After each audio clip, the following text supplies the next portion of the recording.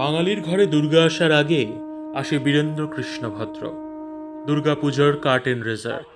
কিন্তু প্রতি বছর শিশিরে পা ভিজিয়ে বঙ্গে মহালয়ার যে পুণ্য প্রভাত উপস্থিত হয়, যার কণ্ঠে চেপে উপস্থিত হয়, যার উদাত্ত স্বর বাদ দিলে ফিকে লাগে ব্রহ্ম মুহূর্ত, যার কণ্ঠ যে যেখানে যতবার বাজিয়েছে আজ অবধি, ততবার যদি 10 টাকা করে নেওয়া যেত, বীরেন ভদ্রের পরিবার যদি রয়্যালটি পেত তার কালজয়ী সৃষ্টির, হয়তো আর 5টা বলিউডি তারকার মতোই জীবন ধারণ হতো তাদের। কিন্তু বাঙালি যে আত্মবিস্মৃত জাত, বীরেন ভদ্র পেনশন প্রভিডেন্ট ফান্ডও পায়নি। আজীবন রয়্যালটি না দিলেও বীরেন ভদ্রকে আকাশবাণীতে ঢোকার মুখে আটকাতে তো পেরেছিল।